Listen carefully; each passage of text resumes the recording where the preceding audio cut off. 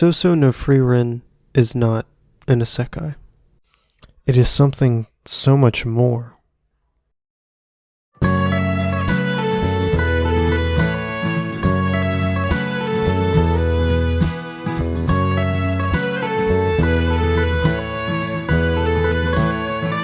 Look, this has probably got to be one of the best first chapters I've ever read in any manga. Shit, man, this made me cry. I don't usually cry when reading. Ever. Alright, now let me explain to you why I think you should read this. It's not generic. Let me show you what I mean.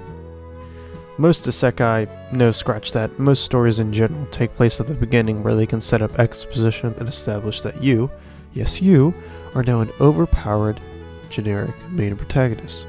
Go have fun, kid. You see, that's where this story is different. It takes place at the end or resolution of the story where the characters already went on the grand quest and defeated the stubborn demon king that seems to plague every fantasy world nowadays.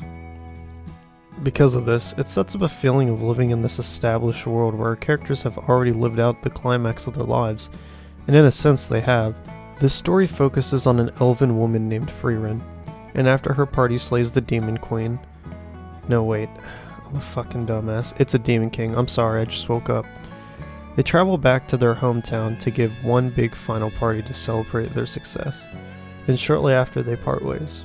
And then, in the blink of an eye, as you scroll one page, 50 years pass. She then goes back to her adventuring group only to be surprised that they have all grown old and no longer look the way they once did. More time passes and one of her close comrades die. It's at this moment she realizes how short a human life is and regrets not getting to know him better. Now I'm going to be honest with you, it was this moment that made me cry, like a bitch, and made me realize that this was just the beginning, and that there were many more emotions to come.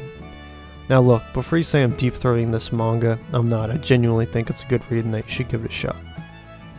You see, the way this manga manages to captivate you and draw you in when reading the first chapter is just impressive, and the way it demonstrates the passage of time through Frieren's perspective is just intriguing and really interesting to me as a concept. The fact that she lives on for so long and then everyone else around her doesn't live as long as her, it really puts into perspective like how we as humans really don't live as long as we may think we do, and we really need to cherish the time we spend with others around us.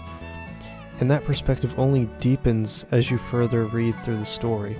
Enough of me rambling like an idiot though. I don't want to sound like I'm hyping this manga up. I just really enjoyed it. Some of you may like it, some of you may hate it. But if the premise of the manga sounded interesting at all to any of you, I definitely recommend you give it a shot. Anyway, I think I've said my piece. I hope you guys enjoyed the video, and I'll see you guys later. Thank you for watching.